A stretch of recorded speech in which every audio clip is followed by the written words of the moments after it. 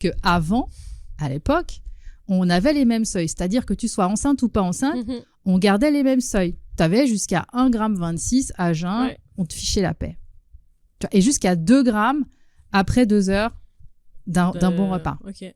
Alors que maintenant, on n'est pas à ces montants-là. Ouais. De mémoire, on est à 1,53 après 2 heures. Alors qu'à l'époque, enceinte, pas enceinte, c'était OK. Les chiffres, c'est ça. Maintenant, il suffit que tu aies, par exemple, une glycémie à jeun à 1 gramme. Il y a tout le monde qui s'affole autour de toi. Et donc, je rappelle que si tu n'es pas enceinte, on te considère comme normal. Ouais. Donc, tu vois, toutes ces choses-là, mis bout à bout, ça te crée la problématique. Et on va dire, ah non, bah alors, il faut vous piquer. On va vous installer tout le matos. Hein. Évidemment, insuline, dans certains cas. Alors là, après, tu commences à te piquer à l'insuline. Ouais.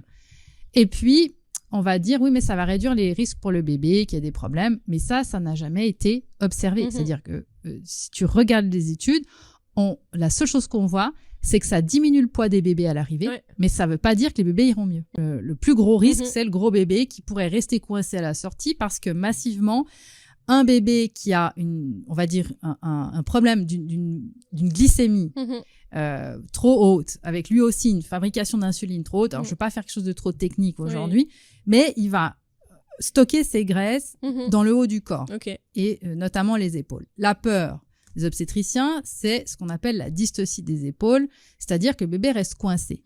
Je le redis, physiologiquement parlant, la dystocie est une aberration. Quand une femme est libre de ses mouvements, qu'elle soit à 4 pattes, etc., on voit que de base, une femme qui va avoir un bébé costaud, elle va prendre ce genre de position, avec des positions qui vont bouger dans les hanches, le bassin. Elle va instinctivement le faire. Pour ça, il faut qu'elle sente ses sensations, sinon elle ne va pas le faire. Donc ça, c'est déjà la base.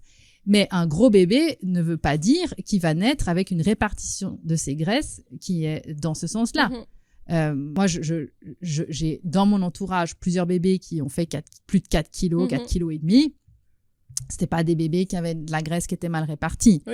Donc, de nouveau, il faut faire la différence entre une femme qui avait un diabète préexistant et donc une pathologie avérée, d'une autre qui est juste une malade parce que les seuils ont changé. Et ça, c'est pas la même chose.